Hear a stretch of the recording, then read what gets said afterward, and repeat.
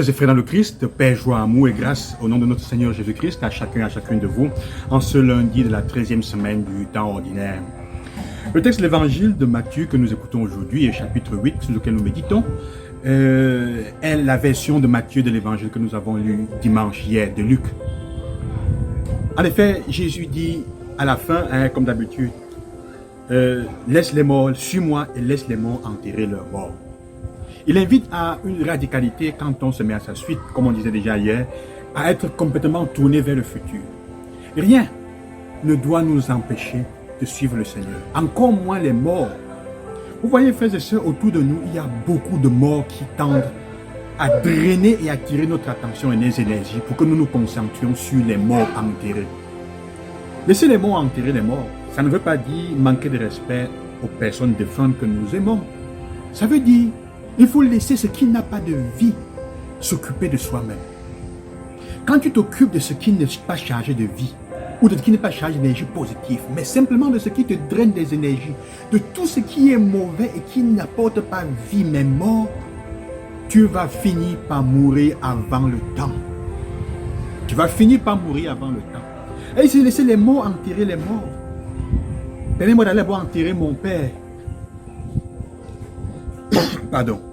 Permets-moi d'abord de faire les comptes avec tout ce qui de mon histoire est en train de gérer ma vie.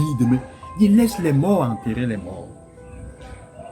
De l'autre côté, quels sont aussi les genres de morts qu'il y a autour de nous? Les autres lectures, la première lecture, le Somme, nous donne un aperçu de ce que peuvent être les morts qu'il y a autour de nous. C'est intéressant parce que on peut dire à partir du Somme 49 que nous prions aujourd'hui, que les morts sont tous ceux qui ont oublié Dieu. Il y a combien de personnes autour de nous qui ont oublié Dieu? Il y a combien d'histoires et de circonstances nous avons oublié Dieu?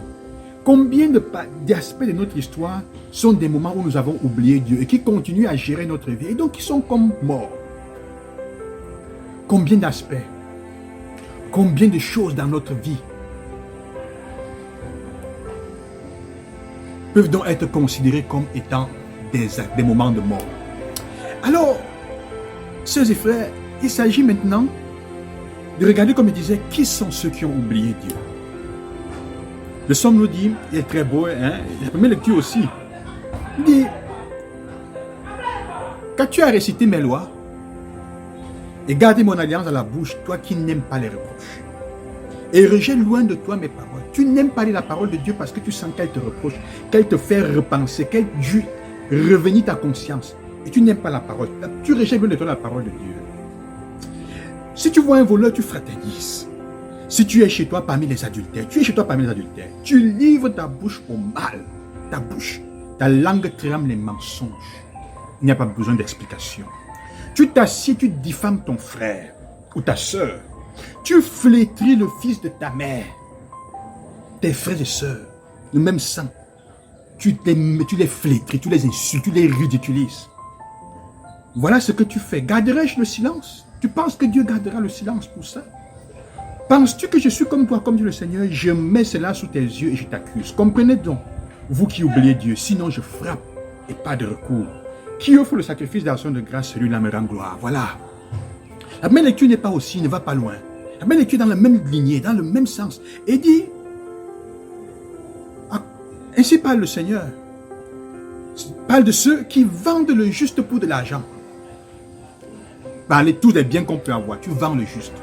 Tu vends ton frère, ta soeur, ton ami intime pour des biens matériels. Tu trahis l'autre. Le malheureux pour une paire de sandales. Le malheureux, tu trahis le malheureux. Tu te moques de lui parce que quelqu'un qui est injuste envers lui et envers qui tu espères un bien est en train de le maltraiter. Tu vends le malheureux pour une paire de sandales. Combien de filles, combien de femmes traitent mal leurs amis parce qu'un gars leur promet une petite chose. Tu l'as trahi. Tu vends le malheureux pour une paire de sandales. Aujourd'hui, c'est courant. Ils écrasent la tête des faibles dans la poussière. On humilie combien de personnes parce qu'elles sont faibles en face de nous, dans la poussière. Il y a combien de personnes que tu as humiliées?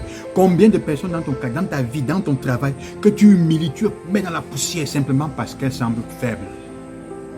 Aux humbles, ils ferment la route. Le fils et le père vont vers la même fille et profanent ainsi mon saint nom.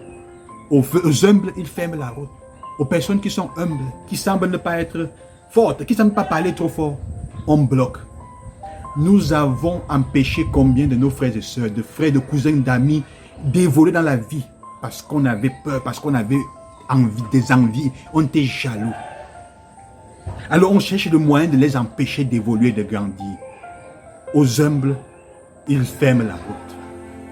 Combien de personnes humbles vivent chez vous, enfants de vos soeurs, de vos frères, d'amis et d'autres choses. Vous voyez que parfois ils évoluent bien à l'école, ils sont intelligents. On ferme la route, on ne donne pas la même possibilité. Dans vos familles, il y en a tellement. Chacun pense à sa situation. Alors Jésus aujourd'hui nous invite à faire cet examen de conscience. C'est le temps de faire un examen de conscience pour voir où est-ce que nous sommes comportés de cette manière. Où est-ce que tu as livré ta bouche au mal, ta langue a tramé les mensonges, tu t'es assis, tu as diffamé ton frère ou ta soeur, tu as flétri le fils de ta mère, c'est-à-dire ton frère, ou dans le même sang, ou quand et comment. Tout ça pourquoi? Parce que le Seigneur dit à la fin, celui qui offre le sacrifice d'action de grâce, celui-là me rend gloire. Sur le chemin qu'il aura pris, je lui ferai voir le salut de Dieu. Je lui ferai voir le salut de Dieu. Il dit, sachez que cela ne restera pas impuni si vous ne vous convertissez pas en fait. Personne ne pourra fuir. Même l'homme le plus rapide, dit la première lecture, ne pourra pas fuir, livre d'Amos. Le plus fort ne pourra pas montrer sa vigueur. Même le héros ne sauvera pas sa vie si vous ne vous convertissez pas. Le Seigneur nous a fait monter du pays d'Égypte. Il fait de nous sa garde-chasse. Il nous aime pour ça. Tout ce qu'il nous reproche, c'est pour que nous changions. Ce n'est pas pour nous punir. C'est pour que nous devions conscients et que nous choisissions de faire de notre vie une action de grâce, d'offrir une action de grâce avec notre vie. C'est ça la même chose qu'il veut. Non pas les sacrifices, mais Seigneur, la conversion.